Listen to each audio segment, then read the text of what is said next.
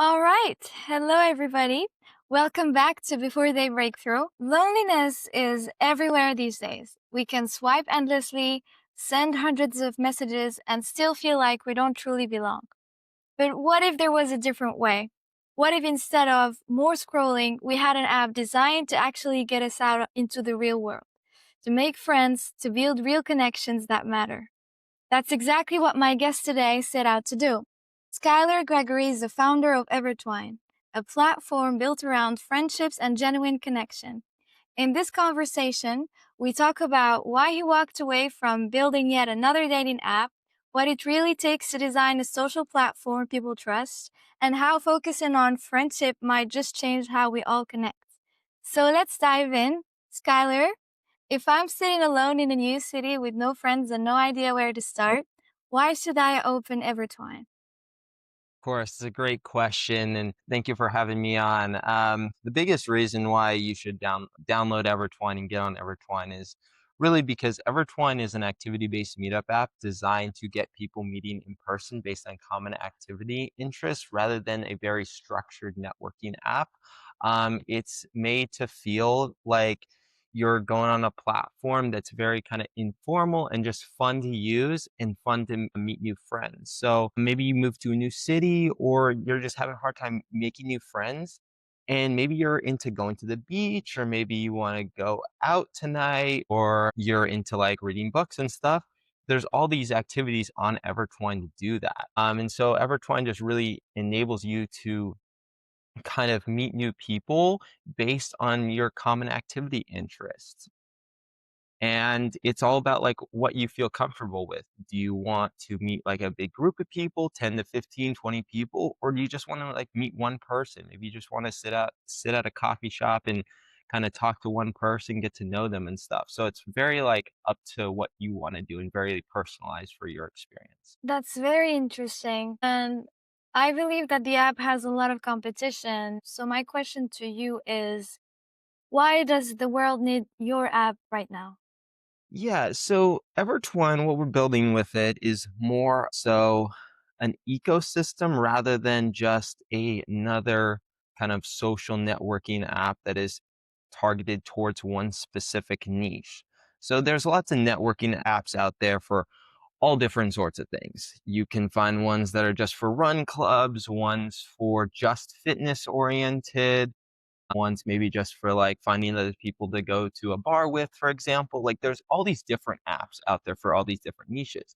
What Evertwine does is it combines all of those niches into one app and creates an almost an ecosystem basically where we're also integrating like happy hours into our app and exclusive promotions as well. So, and that's another way people can meet each other. They see that there's a happy hour happening at a given restaurant. They can go there and get that happy hour deals and also meet people socially. So we have all these different things going on where basically whatever you're into, there is a meetup, there's an event for that on Evertwine. It can just be as simple as kind of like I said, like going to the beach, for example, or more structured book clubs, whatever. It's really about encompassing a lot of different aspects of some of the best like social apps that have been built because there are apps like Meetup, for example, that are for just meeting new people in your city.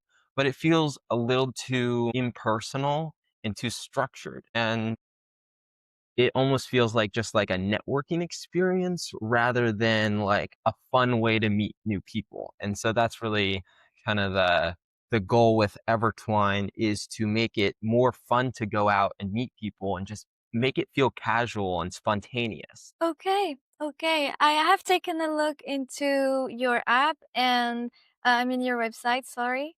I don't know if you made it into an app. Did you make it into an app? Yeah, Or yeah. not yet? So the app is live on the App Store and everything, so anybody can download that and start creating meetups and everything. But where we're at right now, where with it is that you can create the meetup, you can go to meetups and everything like that. But we're adding the happy hours and the promotions into the app right now, and kind of honestly, we're on like version 4 of the app, so we're introducing version 4 very very soon. And that'll like it's going to be a whole new redesign and have a lot more features and stuff built into it and have a lot more value with the promotions and all that good stuff and make it even more personalized and more like fun to be on Evertwine. Okay, okay. I noticed that you used to have a business category, right? Yeah. But it looks like you moved away from that. So what led you and your team pivot away from business focused connection and double down on fostering friendship? Yeah, so we realized that basically that we wanted to make it so like maybe you're looking for a new business partner, you want to start a venture together, and we want to have Evertwine available for that. And it was a good idea and everything, but it was a little too complicated. We were like kind of targeting two different markets. We were targeting people who want to start a business and then also people who are looking for new friends. So we realized we're trying to target too much stuff and overcomplicating the app. So essentially we're like, what if we take out the business thing and just make that as like an interest? You're interested in networking with people, or if you are looking for a business partner, there's already kind of LinkedIn for that. LinkedIn's really good for like business oriented things. So we didn't want to recreate a LinkedIn. And so we just wanted to create these other categories where, yeah, if you're just looking for a business partner, you can put that in as an interest and not have a specific, like, dedicated category for just like business stuff going on. And so one thing is with Evertone is we've always focused on is user experience and not overcomplicating things on our app and making it as streamlined to use as possible rather than an app that has all these different things, but like nothing really works the best and it feels complicated to use and isn't the most user friendly experience. So it ultimately just made a lot more sense from not only a business standpoint, but also and a marketing standpoint, but also from just a user experience that it would be way more simple to use than rather having the business partnership in there because just having it open for just creating new friends, it's like it gives you the option to do that. Like if you're looking for new friends and maybe you're looking for a business partner, you guys can become friends and be like, we're both business oriented. We both want to start a new like a venture together. And then it can all stem from that. And so it was just a let's change it just to a category, simplify the app, and it just made a lot more sense and simplified things. Did you face any challenges making this pivot? Yeah, not really. That specific pivot wasn't too bad. It was just that it made a lot more sense and simplified things, honestly. I think it was like we started out with it having that we're like, "Oh, let's include a business thing. We'll have a business section for it." And then as we worked with that further and further along, we're like, okay, this maybe doesn't really make that much sense. Let's just pivot away from it. Let's remove it. Let's change a couple things, add it basically as an interest that you're like a founder or you're looking for like a co-founder, something like that. Let's just create that as an interest activity instead of a specific section for that. And so I don't think there was really too many challenges. And honestly, it just made things a lot more simple. Okay.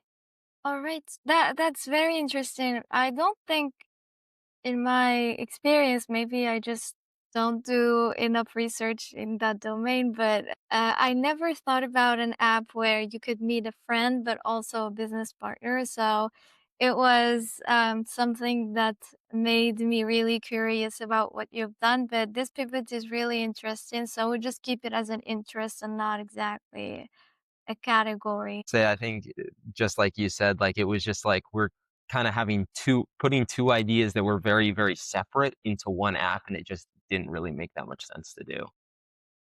Like it seemed like Yes. really good So on paper, like we should do it, and then it was like the further we got in, we're like, okay, does this actually make sense, or does it just complicate things? And there's already apps for that. I totally agree, and I understand that. I'm building an app myself, so I understand that Okay, sometimes you just need to focus on one thing and not overcomplicate things because it just makes you lose focus. And at the end of the day, you end up never really launching the app because you just have so many things to think about and to tweak. But that's absolutely interesting, and I'm really curious. Maybe I will use the app if I ever move to the US.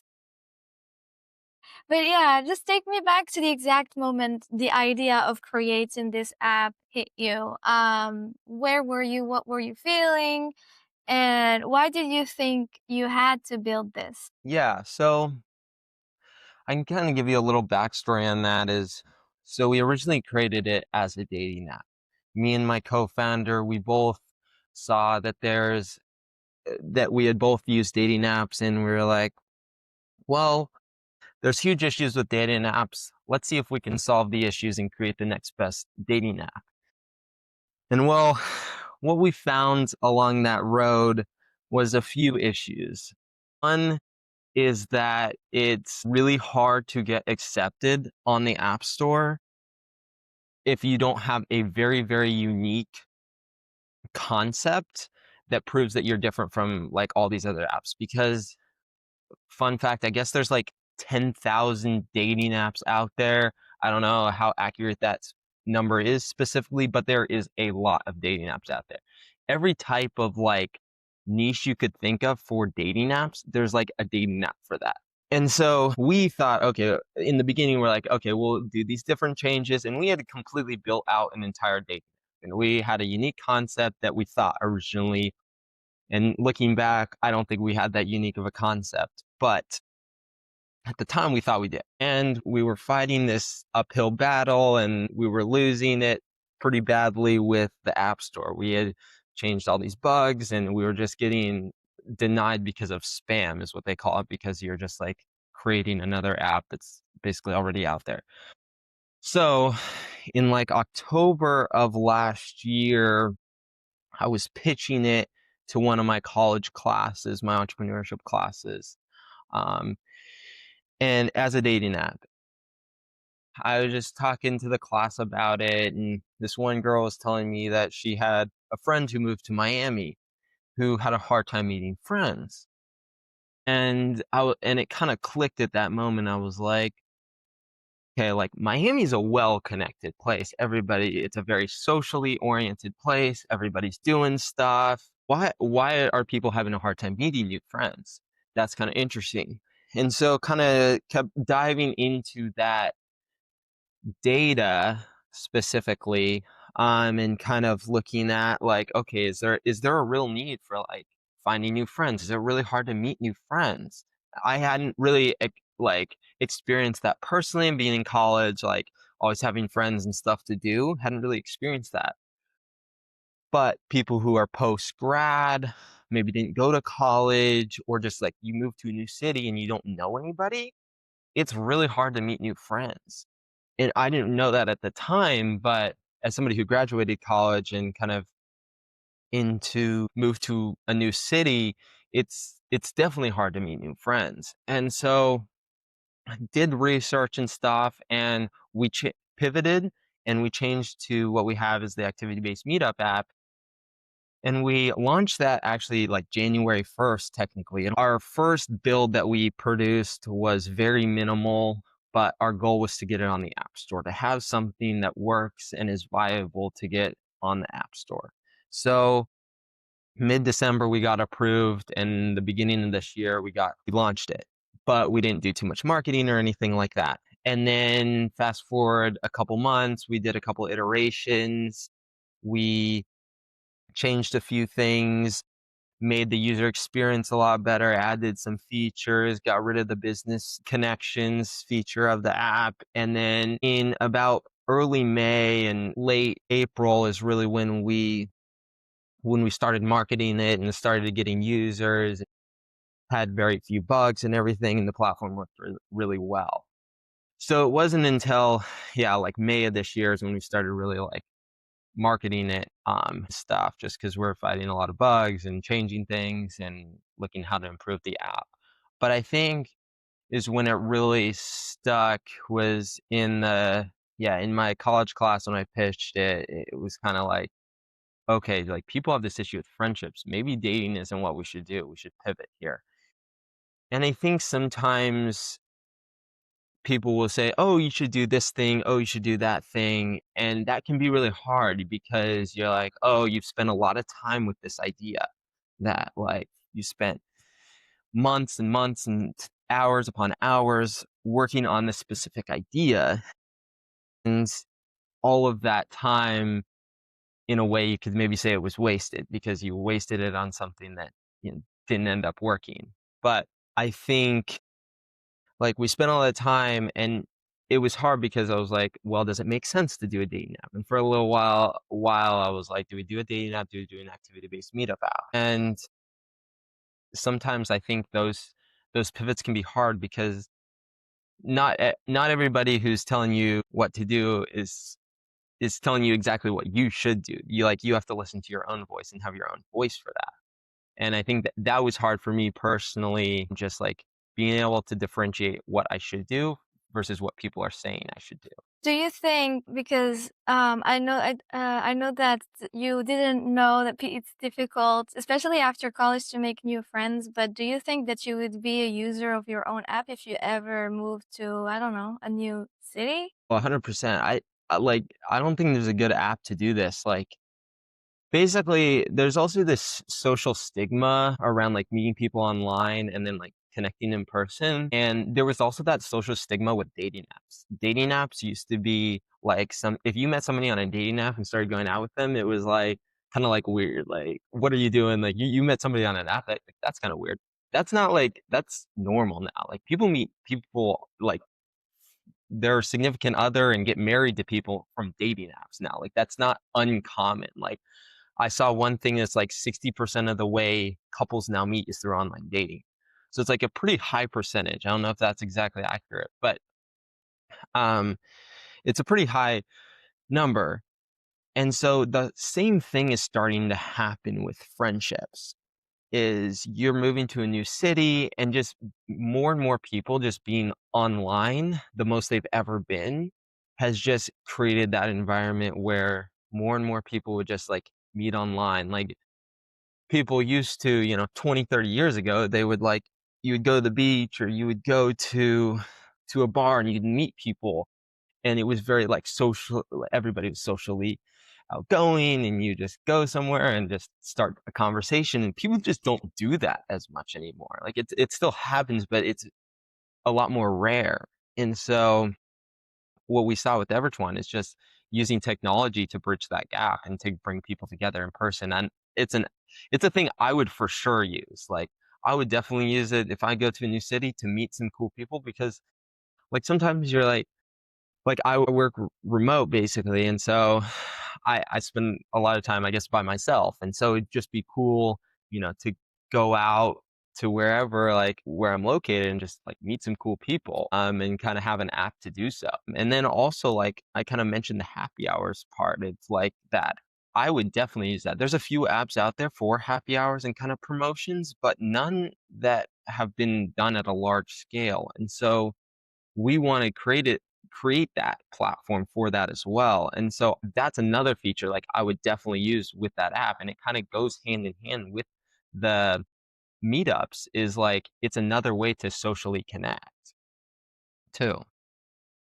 So yes, would I use it? 100%. Interesting. And that's great because if you as the founder, you trust your app and you use your app, then you also operate as a user and you know exactly what would work and what wouldn't. And speaking about dating apps, I know that safety is one of the biggest issue, I believe, especially for women Yes. when they hop on a platform like that. So how are you making sure that people feel safe on Evertwine?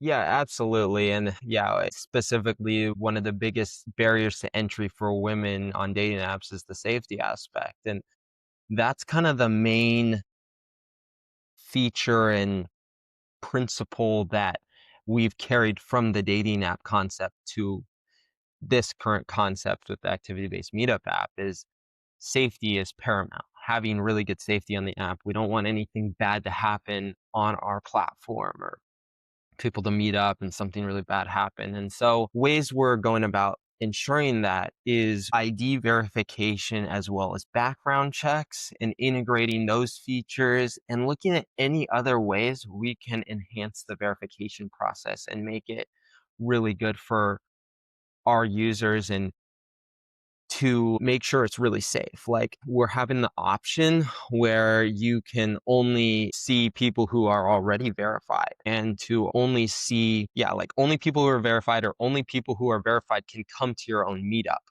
either.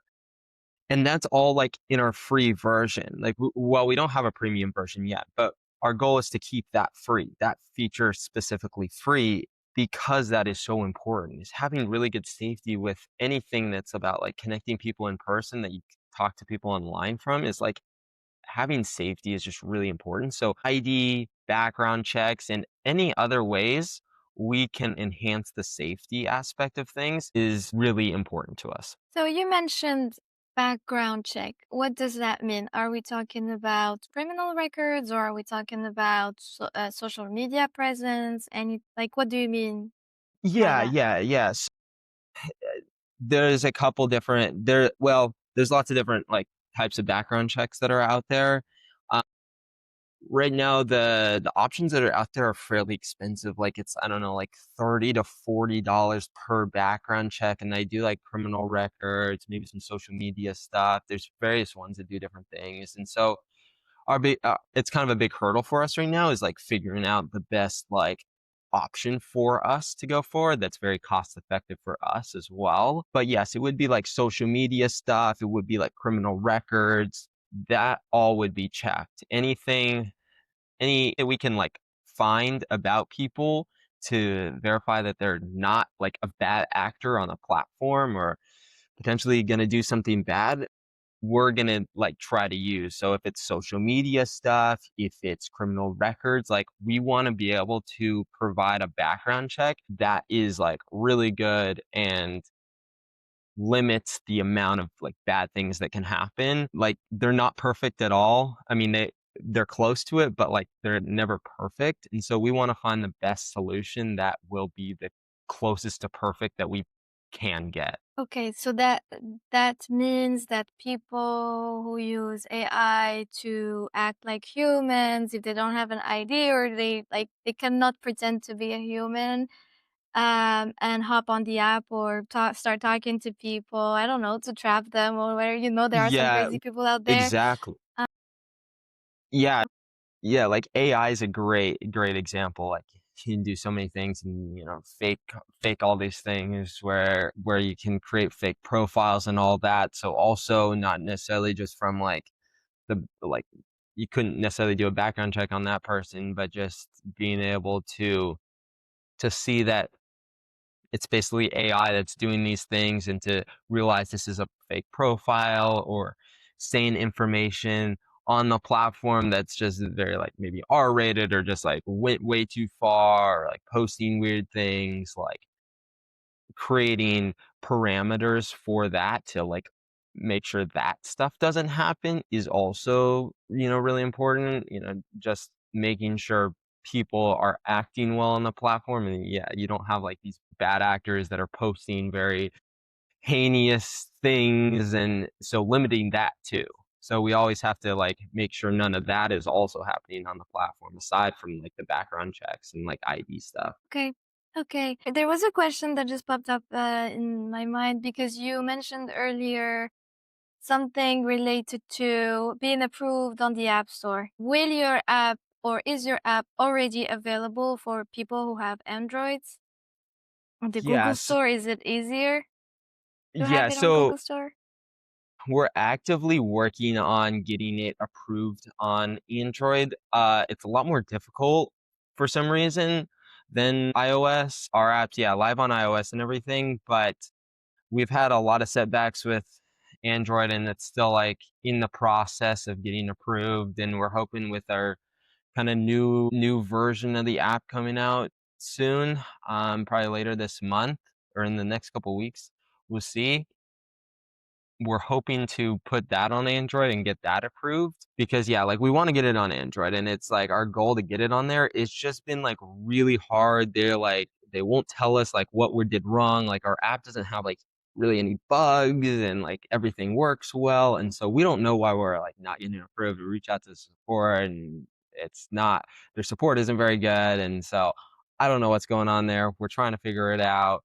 We're working on it. It's an active project for us, but it's a lot different than like iOS getting approved on iOS. iOS is a lot easier. Apple is just a lot easier to like get approved, and they provide a lot of valuable feedback too. The reason why I asked you that question is because from what I gathered is your app is only available in 3 regions, which is Southern California, Phoenix, and Miami. So those are in the US, of course. But if you go global, people outside, they are more Android users. So that's, I mean, that's why the question popped up. But how do we decide which city deserves Evertwine next? Yeah, exactly. So, well, it is like US wide. It isn't, we are focused on those cities, like in terms of marketing, we are focused on those specific cities more so to actually Miami's kind of our third city and a city we haven't really truly expanded into, but it's kind of our third city we're looking at because since I went to school in Arizona, have connections out there, know the area really well. And so it made sense to start there. And then I moved to like Southern California and San Diego and have been know the area very well there, and my co-founders out here too. So that city is also very like socially oriented. Both these cities are very like socially oriented, like all always into like doing stuff outdoors or just doing different things. And so it makes sense for us to expand into any like city that's very like outgoing, loves to do things, loves to meet new people, and just targeting these very large cities at first. And so, yeah, we would want to do Arizona and San Diego, and then look at Miami, and then maybe like Denver, Colorado, because a lot of people there are, like love the outdoors and stuff. So it'd be a great place for it as well. We want to always expand internationally. Yeah, we would know the Android stuff. A lot of people outside the US use Android and stuff, and it's an active focus for sure to get it approved on Android. I wish I could say it was on Android today. It's just annoying that it's not. And we want to expand internationally, but it's we got to look at the legalities of that first, since it is like a meetup app. We got to make sure we're not like breaking any laws and stuff like that, and do it all lawfully. And so once we have like a solid substantial user base in the US, we will then look at expanding internationally. I'm excited. I'm excited. Yeah. I can promise you that a lot of people would be interested, myself included. But yeah, that it's interesting to see how the whole concept came together and what the app is about and how it compares to what's already out there. And I wanted to ask you, as a founder, you're a very young founder, I believe, Yes. and you must be in your early 20s. So, how do you keep going when the doubts creep in, especially when you're staring at the metric with your team and when something is not working or you get stuck somewhere? So, how do you fight your doubts? Yeah, for sure.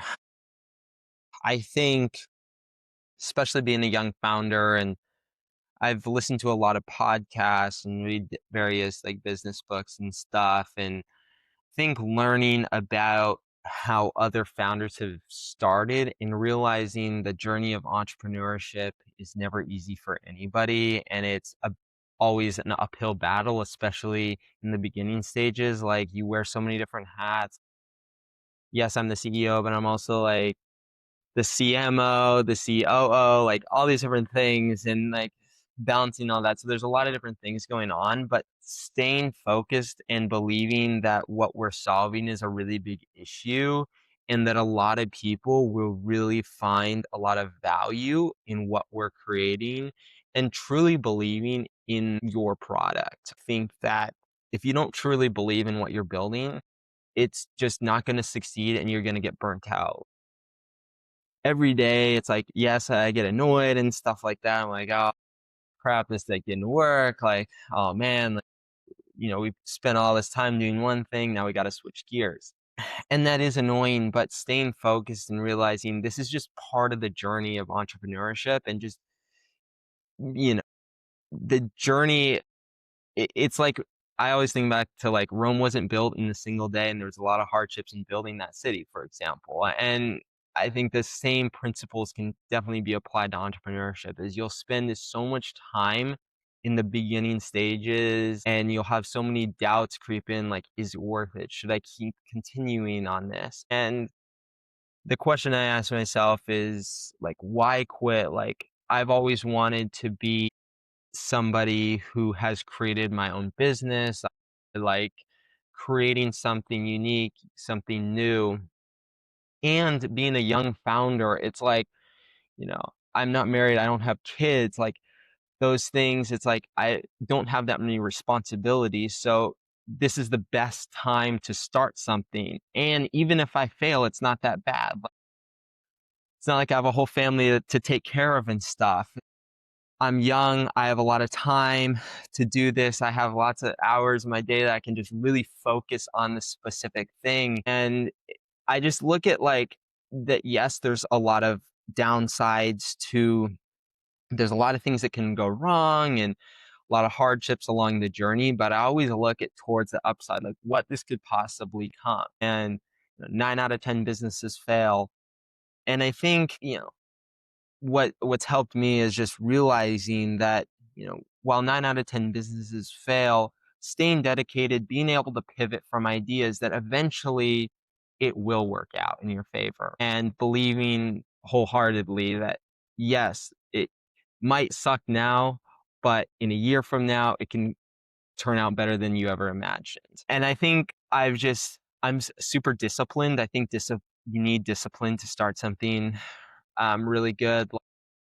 Motivation will get you started, but you need discipline to continue down the journey. I'm like big into fitness too, and so I kind of apply the same principle. It's like if you start going to the gym tomorrow or today, it's not like you're gonna have your perfect like body or perfect physique by next week. It's like it takes a while, and like a lot of the time it sucks. Like a lot of the time I go to the gym, it's like not the funnest experience. But like in the first few days, you're like, oh, this is really fun, and then a few days later, you're like, I don't know about this. But like you have to keep that discipline to keep you going. And I think the same principle is just really applied to business is and entrepreneurship is that a lot of it sucks. Like you're doing a lot of different things, but I just find it fun. Like I start working and stuff, and I always believe it when I wake up and start working that I'm like, okay, I'm building something cool that I would definitely use. Like, why would I quit on this journey that we are building something really cool? And it's just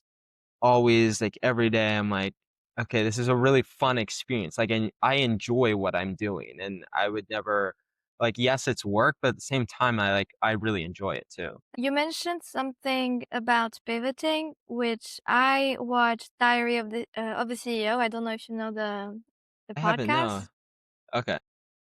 Um, It's a very famous podcast. I can share the link with you. Okay, yeah. Basically, it's an entrepreneur from the UK, and he has a podcast, and he speaks a lot about the importance of quitting or pivoting in your case because you understood that the dating part was not really interesting, but for example you decided like that to switch to friendship without second guessing. So how do you make those decisions? Because from what I understood from our conversation is that it took you just a split second to decide, oh, maybe this is the direction in which we need to go. But are these decisions easy for you to make, or does it take you time to give up on what you were working on and changing the direction?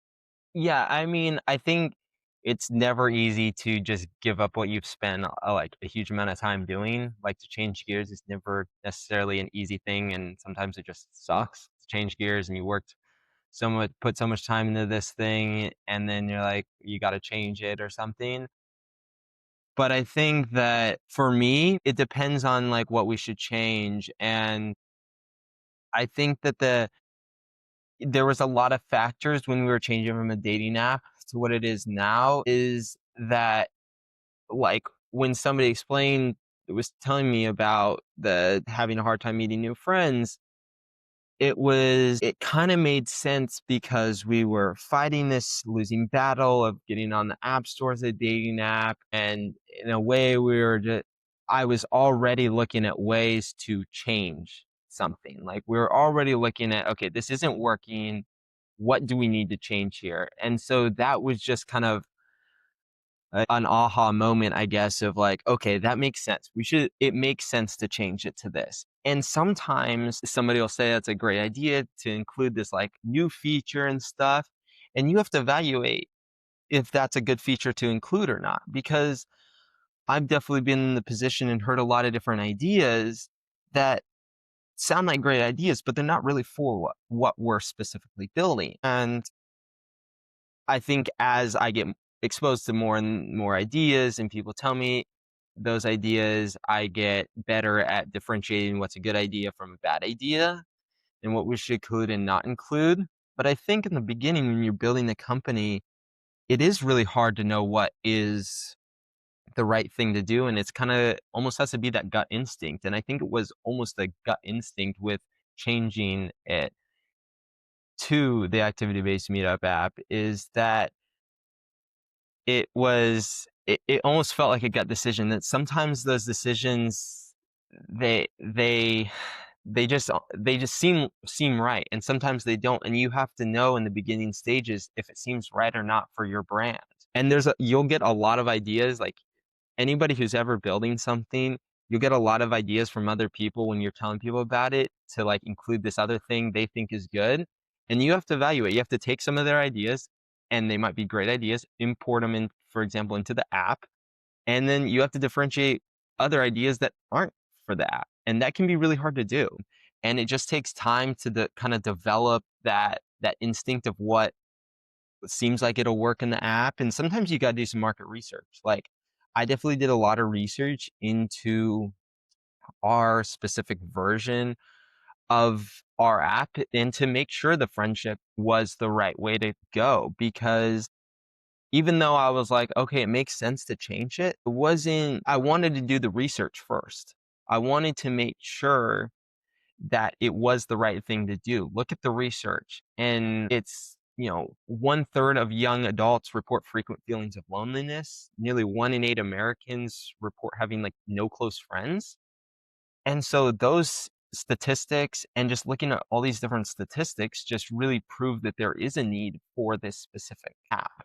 Um, and so I think those are kind of the like you got to do the market research and you got to have that gut instinct, and you also just got to learn. Like sometimes you'll fail multiple times, and sometimes you'll like for example the business thing. That's a great example from ours. Is when we were first starting, we somebody told us, or maybe me and my co-founder were talking about like, okay, we both like, it'd be good to have an app where you can find a new co-founder for your platform that you're building. Let's include that.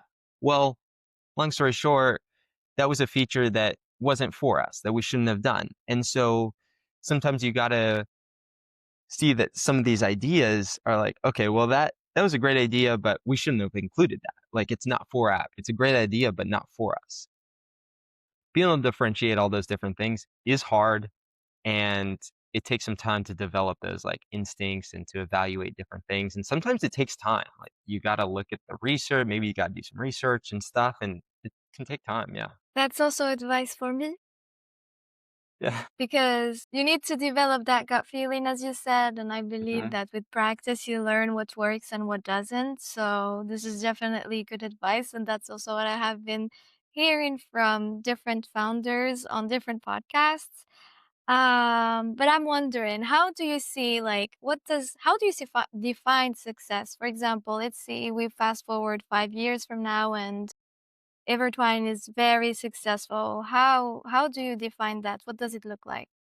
Yeah, I mean, like our target for our 5-year goal is kind of ambitious, but we want to have like 2 million users, and we only have like 155 users right now that aren't really active. So it's a very ambitious goal, but I think with the right marketing strategy, we can definitely accomplish that. So that's like one goal, but also we want to start like our kind of grand vision is to have like big events happening where they're exclusive Evertwine events, partnering with maybe like some singers, art, music artists, like various things, and having like exclusive concerts and different events going on, partner with maybe some restaurants or some bars and stuff and do like exclusive events and just do events that really inspire people to like connect together based on their similar interests. Maybe there's a group for volleyball or something, getting a group together to play like beach volleyball or something like that could be a great example. But I think incorporating bigger events and hosting our own events and doing more happy hours and expanding internationally and doing exclusive promotions with businesses, like, having a promotion with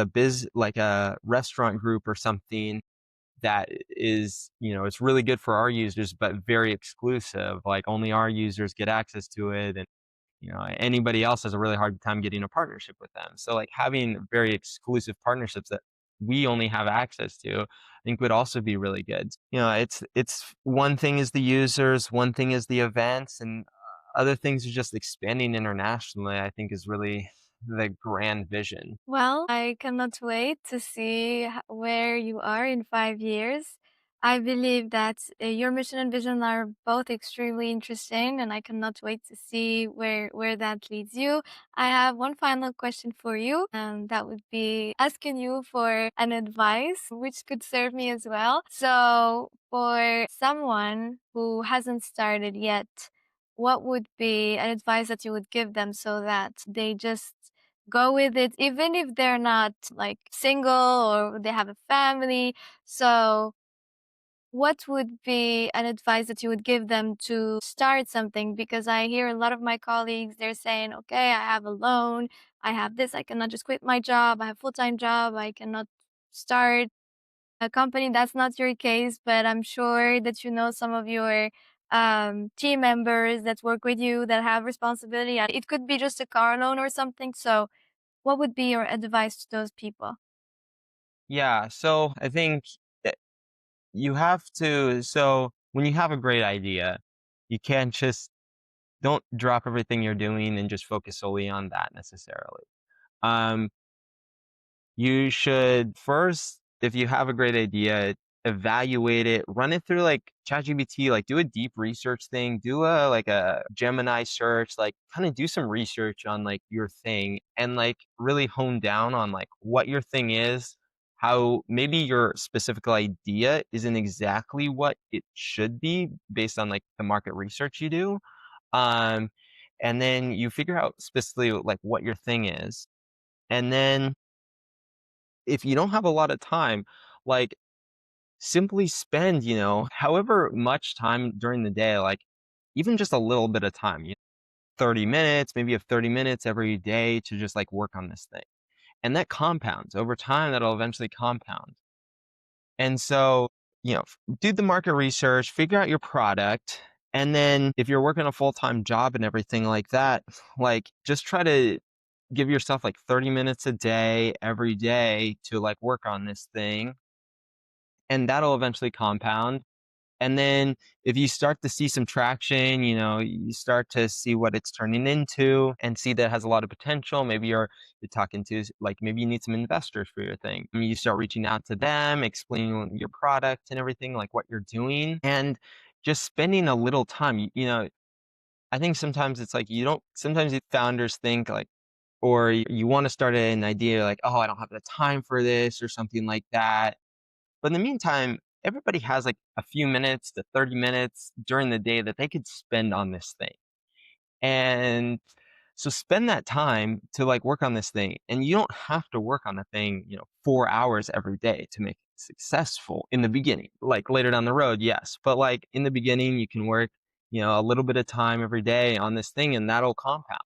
And always talk to a lot of people. Like, just have conversations with people. Reach out to people. Like, LinkedIn is great. Twitter, X, like, that's great. Like, Instagram. And if you can find somebody who is either if you're a technical person or you know somebody or one of your friends is a technical person, having somebody who's technical on your team is like very beneficial and something I've definitely lucked out on because my co-founder, we're like really good friends and we work really well together. But having somebody who's like the technical side and also the business side is really beneficial. And so, yeah, finding somebody to partner up with can be huge.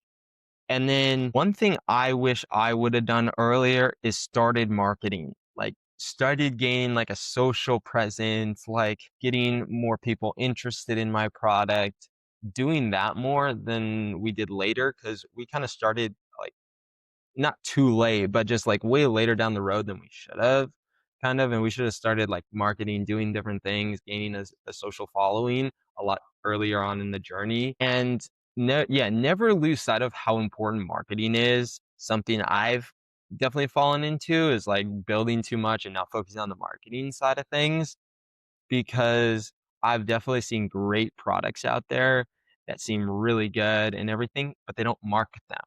And then I see products that are kind of mediocre, or whatever, or decent, like they're not bad or anything, but they market them really well and they do really, really well. And then the product that's really good doesn't. And so you gotta be able to, like, market it well, and the product will eventually can sell itself. But in the beginning, you always have to do a lot of marketing, and it's it's just a lot of work in the beginning, and sometimes, like, you'll be like, if you're reaching out to a lot of people, like, getting what people think, it almost feels like you're doing sales, but that's just part of a founder's journey, is, like, you're reaching out to, like, a lot of different people, and sometimes it feels like sales, but you're doing the right thing, and getting lots of people's perspectives on things is just really beneficial. And just like reaching out to other entrepreneurs, like you'd be surprised. Like if you can have like a good like LinkedIn presence, you can just like connect with all sorts of different people who are maybe in your niche, who have done things that are kind of in your niche or something. You just connect with them and maybe they accept your connection. Then you have a conversation and just, hey, I'm building this thing. Like, what do you think? Like, how could I change it? What other advice do you have for me? And I think that that's super beneficial, is just getting other people's perspective on your specific thing. And if you can, yeah, get perspectives from people who have already, had successful exits from their company in your niche. I mean, that's huge. If you can find somebody in your niche who's already like kind of done something similar to you, that's a huge person and can be like basically a mentor to you as well. I agree. I agree. Well, thank you so much, Skylar. It was a pleasure having you. That's it for today's episode of Before They Break Through. What I love about Skylar's story is that it reminds us loneliness isn't solved by another app to scroll through. It's solved by showing up, by building trust, and by creating spaces where friendship can actually grow. Evertwine isn't just about adding names to a contact list. It's about finding people you can meet for coffee, laugh with, build with, maybe even start something bigger with. If this conversation made you think about the connections in your life, the friendships you want to nurture, or the communities you want to be part of, maybe it's time to stop scrolling and start showing up. Thank you for listening. This was Before Day Breakthrough.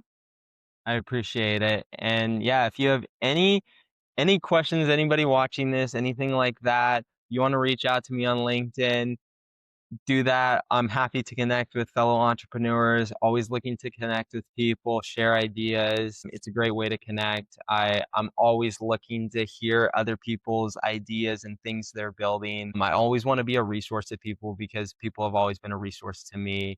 And anybody out there who's listening, yeah, definitely reach out if you have any questions. I'm a young founder. I don't have all the answers, but I would definitely like to connect with any one of you guys.